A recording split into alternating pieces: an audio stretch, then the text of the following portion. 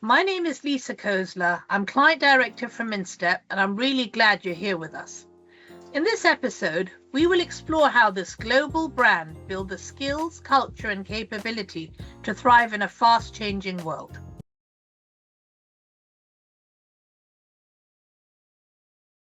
Today, we are joined by an iconic name, Pret A Manger.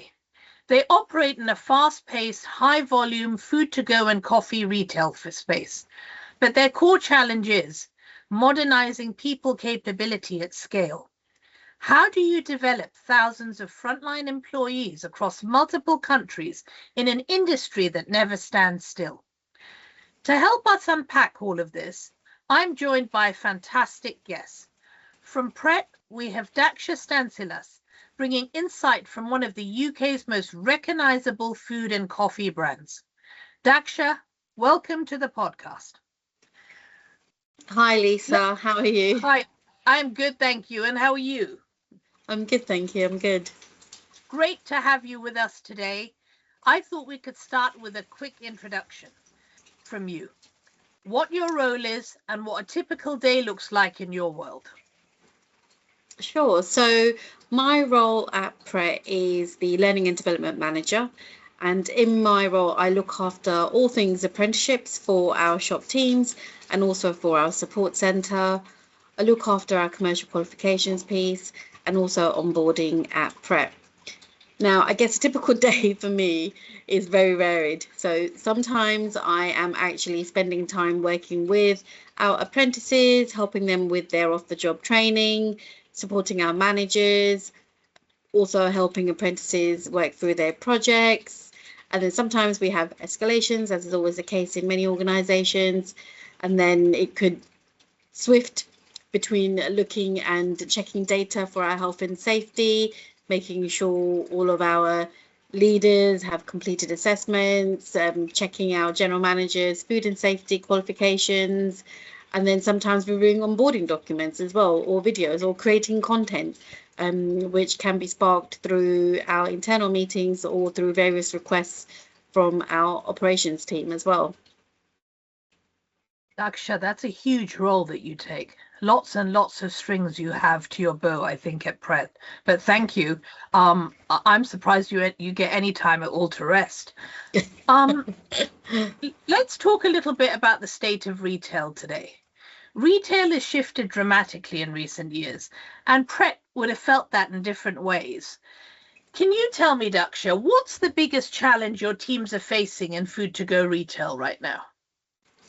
I think one of the biggest challenges we probably face is making sure when we're serving our customers, we're delivering excellent customer service, and making sure that we're making that connection with our customers. So it's not just about selling the product, it's the service that comes with our products. And I think when you're in a fast-paced business and you've got KPIs where, one of our KPIs is making sure we serve our customers at speed, how can we do that in a meaningful way? And I think that's probably one of the biggest challenges that anyone in the food-to-go retail industry faces and tries to ensure that the customers have the best experience and keep coming back to you. Yeah, and you're absolutely right, because it's what customers remember is what keeps them coming back. And that's a really great point, very valid point. Thank you for that. Now, let's go on to talk a little bit about leadership in fast-moving environments. Let's talk about leadership because the pace of retail, I think, really puts that to the test. When your teams are constantly on the go, what leadership qualities matter most to keep people motivated and supported, would you say, Daksha? In a fast-paced environment, I think one of the major leadership qualities that matters the most is empathy and coaching and leading whilst listening. And I think that's what keeps people motivated. So when you're working in a fast-paced environment, you've got team members, you've got people working in the kitchen, you've got your baristas making coffee. The leader is having to work as an agent, I like to say, trying to navigate between all the different roles and trying to meet all the different needs. And sometimes you can be pulled in so many different directions. So as a leader, how are you actually taking time to analyze what your team needs, listening to them, and then obviously giving them the support they need, because all of their roles are different.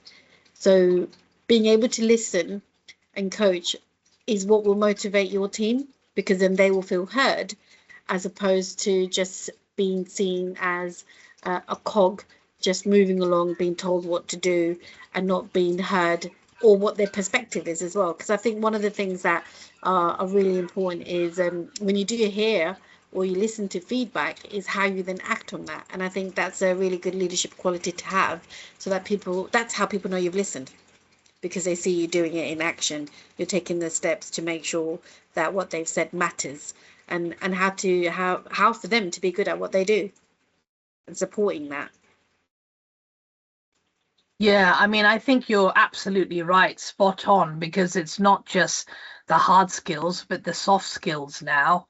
Um, that I think makes a very, very um successful leader. It's the soft skills, the qualities Yeah, that exactly. matter most And I think the to soft keep people. skills, yeah, sorry, I was just going to say, I think soft skills are harder to measure. And I think this is where learning and development teams struggle, because you can measure a technical skill. You made the best coffee, or you made the best sandwich, you can see it. So you know that's been done.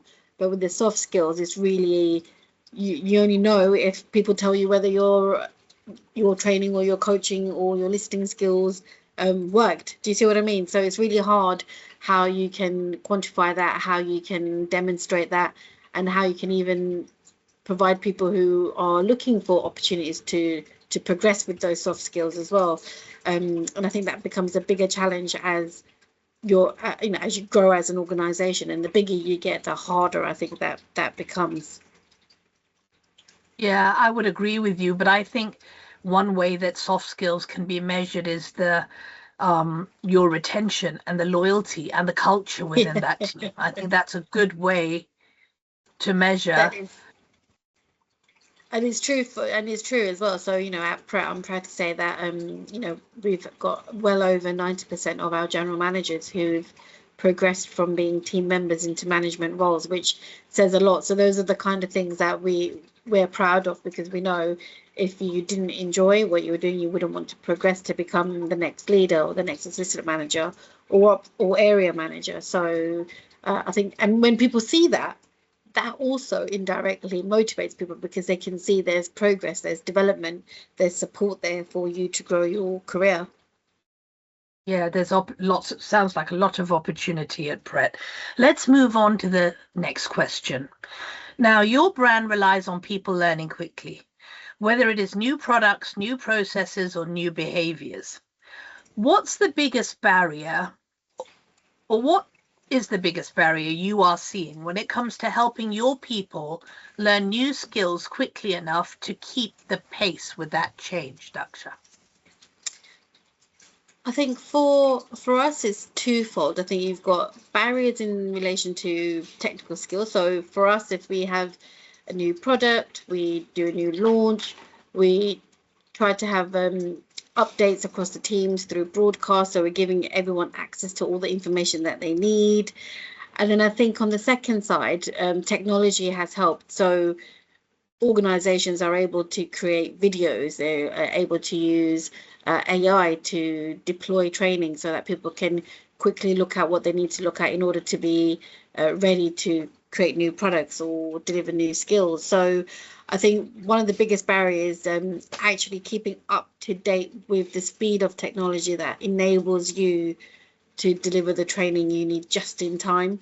And then I think for us, alongside that is when you are busy in shops, it's how do you then ensure you're supporting your teams to carve out that time to take in the training. So I think for us, our pathways are designed so that we do take our teams out of shops, especially if you've been promoted to, say, a leader role, so that you do get the opportunity to ask questions to the Pro Academy team, speak to your manager to get coaching support. And I think it's a combination of being able to step away and learn, and then go back into the business and actually apply that learning, because as we know, the 70-20-10 rule, 70% of what you learn is actually through doing it. So I think the more you apply skills, that's how quickly you can learn that skill, as opposed to spending time hours on end, say, watching an e-learning video. That just counts as an element. It shouldn't be the core delivery of how you're delivering the training for your teams. And I think that's Yeah. where apprenticeships work really well. So apprenticeships work well because it's all about applying that knowledge, skills, and behaviors into your job to do a good job, and to actually demonstrate that you've learned these new skills and how it's bringing value to the business. Yeah, and being able to cement those new skills, as you say, learning by doing is probably the best way to perfect the new skills that you're trying to hone. Definitely. Thank you, Daksha. So before we wrap up, I want to take a moment to reflect on the roundtable discussion we had a few months ago. I think it was one of those conversations that stays with you, full of honesty, real frontline stories. It was a great panel and a shared sense of that retail is changing in ways we can't ignore. I want to ask you, what was the one moment from the round table that really stayed with you? I think what really stayed with me was when we were having the discussions around AI. It seems to be a hot topic at the moment, and I think a lot of organizations, not just within the hospitality or retail, are looking at how they can maximize opportunities with new technology, AI technology, and how they can invest it within their businesses. But what stuck out to me was that every single organization is trying to figure out how best they can use AI. And I think for our sector, what's interesting is we want to, or we hope to, use technology to make our systems, or the work that sits, I guess, behind the scenes of Pret quicker, so that we can then use the time that we're saving to make those customer experiences positive. So we've got I guess, a hybrid situation where we need that human element, but how do we maximize AI so we can deliver more of that human element to our customers? And what interested me was what was really how we are looking at AI and people are scared. They're thinking, oh my God, it's going to take over my job, or I'm going to be made redundant. But actually, it's just as the same fear we had when computers first came into people's world. Yeah, you're right. The document Word, but typing. And I remember the internet being so slow, you'd have to wait hours just to get connection. And back then there was the same fear. We had loads of legal secretaries who were fearing, my job's going to be overtaken, because now we don't need to use typewriters. We can just go into a PC or a computer and start typing. So I think there's a little bit of a fear in terms of AI taking over, but I think it's how you use AI as a tool for you to best deliver what you need to deliver. And I think organizations are still going through that in terms of what they need to do. I mean, we're still going through what that could mean for Pret. No one's got the answer, and I don't think anyone has the answer across all of the organizations that are out there. And I think the more tools that are coming out, the more people are getting more paranoid, thinking, oh my God, there's a new version or there's a new update, and you may not have got up to speed with the previous version. So I think it's all about how you keep up with the information that's available, but not being overwhelmed by it, and always keeping in your mind what it is that you need to deliver. And if you focus on that, and then you focus on the tools that can help you to achieve that, I think that's the way to move forward. Otherwise, you will get swamped by all of the information that is out there, and it's going to be difficult for you to try and figure out what's going to help you to solve the problem that you're currently dealing with, whether that's in retail, hospitality, transport. I think that applies to a lot of sectors. And I think that's the kind of mindset that I took away from the roundtable, as like not being overwhelmed by all of these tools, but actually how to maximize what you have available to help you to get to the output you need for the people in your teams and who you're actually supporting, whether that's at shop or in a head office function. Yeah, I absolutely agree with you. It's about making AI work for you in your job role, and that, with whatever, tools you have available, it's got to work for you in your role. I think that's probably the most important thing in terms of adopting it. Did anything you heard at the roundtable shift the way you currently see retail, Daksha? I think one of the things that I heard was obviously Pret is a very different organization. We're not like, if I'm going to use an example as a comparison, like a clothing retail store. So I'll use Primark as an example. You know, so what shifted for me was obviously with Primark, what's different or what the challenges they would have, I see, are the amount of space that they would need to sell the clothes, if that makes sense. So you've got online stores. So for us, it's very different. We want to try and get more people buying our products online, if that makes sense, but we still need the shop environment for people to come and have that experience. But nowadays, in retail, you can get that experience online as well. So it's understanding how you can still have that positive customer experience through any platform. Yes. And I think that's what I heard from all of the other panelists that were there, and also actually even outside of the roundtable is also what I'm hearing is you don't want it to be something that just happens in isolation like a transaction. It needs to mean more than that. And I think somewhere along the lines, retail, not hospitality specifically, but even when you're shopping on Amazon, that shift is happening where people want to order things and want something instantly. Yes. And they want that gratification as well, if that makes sense. So I heard that obviously that's happening at a lot faster pace in those types of businesses, whereas it's slightly different in a food to go establishment, if that makes sense. But I guess for us, it's about how do we stay ahead so we're then not in the situation that they may be in, if that makes sense, and how can we make sure we're still serving the needs of our customers in whichever way that works for them, if that makes sense. Yeah, no, that absolutely makes perfect sense. And then at the round table, what challenges felt most solvable? The ones where a small change can make a big difference, do you think? That's a difficult question because every organisation has its own set of challenges. But I think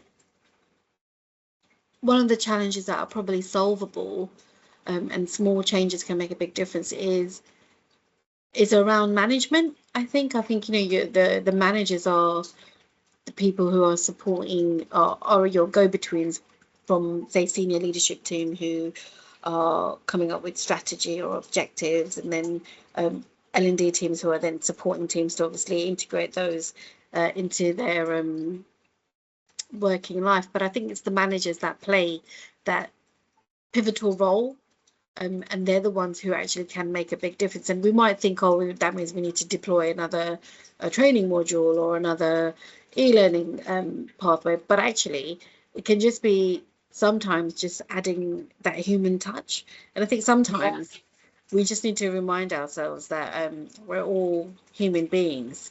And I think sometimes, I don't know if this happens to you, you walk into a shop and you go in as a customer, you buy something and you walk back out and then you think, hold on, actually, did I say thank you to the salesperson who served me, or did I smile at the security staff that was standing by the door? But it's these little small changes that actually has a massive impact on those individuals because it's a sense of acknowledgement. So I think where the challenges are around, that experience, small changes actually make a big difference because it's what people remember. People remember being noticed. People remember the customer or who smiled at them, or the team member who said, "Oh, have a great day." And for Pret, for example, we use Joy of Pret. So a customer would be like, "Oh my God, I got a free coffee today." So these kind of things are the small things that have a big impact and can change things massively for people that we might not necessarily see because they've gone away with that emotion in their head. Yeah, and I would agree with you because when an experience is humanized and you can relate to it and it's been a positive experience, you will remember it, for a very long time. Yeah, and it's true. And I think for Pret, I think, we have this Joy of Pret, and we hear customer feedback where they've experienced it and it's blown them away because they didn't expect it, but it didn't really take that much effort for a team member to share a joy of prep moment with them. Yeah, no, it's lovely. And it does make a difference, from someone who is at the other end, the buyer. If I've had a really good experience buying a coffee or a sandwich at Pret, which I always do, it's somewhere I'll keep going back. If it was just nothing out of the ordinary, it probably wouldn't stick in my mind and I wouldn't hurry back. So it is. So, I mean, customer service, humanizing the whole shopping experience, I think is really, really important, to keep customers happy. At the round table, what learning needs became clearer once you heard everybody's perspectives together? I think some of the learning needs that came clearer was progression and access to learning. So I'm going to talk about apprenticeships here because for me, the world of apprenticeships has changed so much. And I think one of the things, if we think about young people, they don't have any experience. So for them, they need to learn everything, you know. And if the government is trying to entice, I'm going to use the word entice, employers to take on more young people, then there needs to be support for them to be able to learn everything that needs to happen in a place of work, because that's a new world to them, you know. And I think sometimes employers can take that for granted, that perspective from that new generation that's coming in. And I think sometimes we forget that that new generation that will come in are also the generation that are going to be growing with you and are going to need more of a clearer path in terms of what their learning needs are going to be as they progress within your business. So seeing that progression of how their learning is going to develop over time is something that actually is paramount. And I think, you know, when you get to a certain point in your career, people still need to learn. And the question is if they don't see there's a learning opportunity for them, that can also demotivate people. And I remember reading something around mental well-being. When we learn new information, it's actually healthy for our brain because it's activated, it's coming up with new ideas. And I think that was something that was clear across all of the employers, where learning is so important. And how do you actually demonstrate the impact of learning to stakeholders, whoever they may be, so that they can see it's not just about clear KPIs, but there's also that a mental state of well-being, that they feel valued, that they feel invested in, and you care about them and you care about their growth. And I think that's really important. So I'm really proud to say that at Pret, you know, our themes around, you know, growing our people is paramount, and we use that to attract new people. And I think that's something that was a perspective that was shared amongst everyone in terms of how they want to grow their own people. Where do you think, Daksha, that leaders can make the biggest difference here? I think leaders can make a difference, or a big difference, by leading by example, really.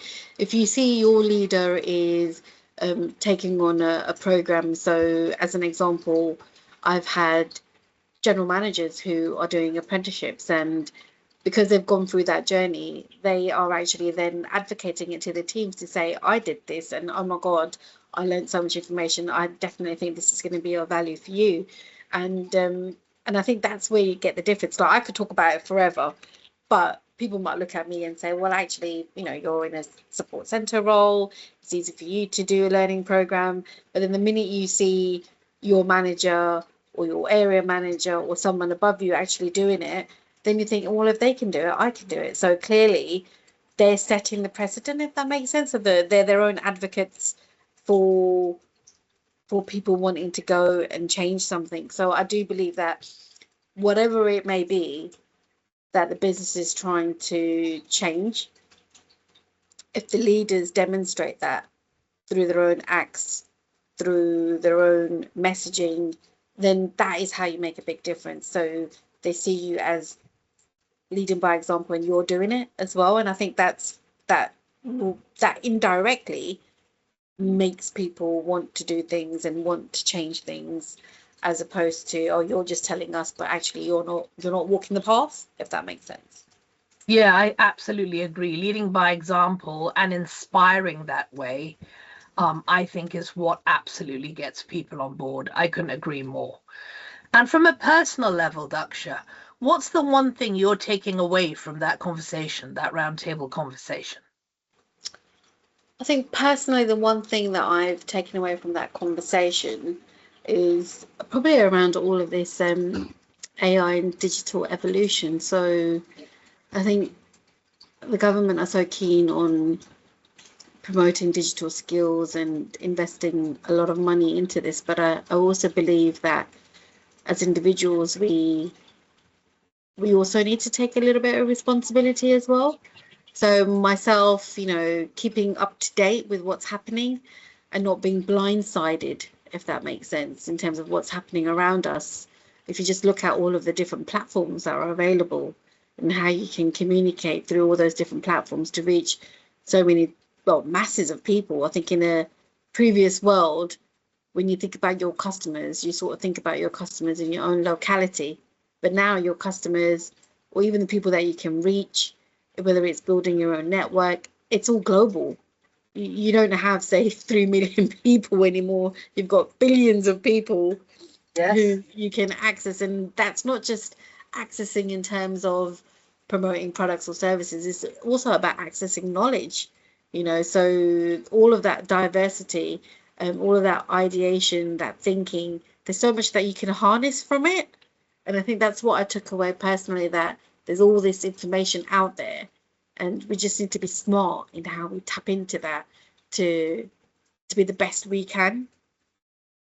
Yeah, I agree. And I think, yeah, it's personal accountability. That's what it comes down to. You got to want to, and you've got to take the time to. So, yes, I absolutely agree with you.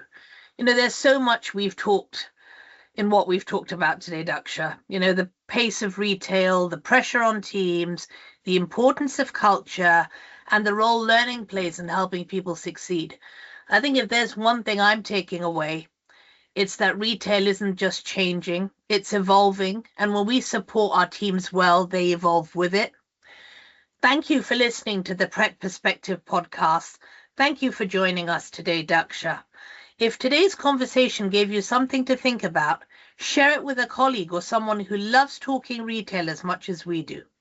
Join us next time as we explore more of the people, challenges, and ideas shaping the wider retail world. Until then, stay curious, stay connected, and keep learning.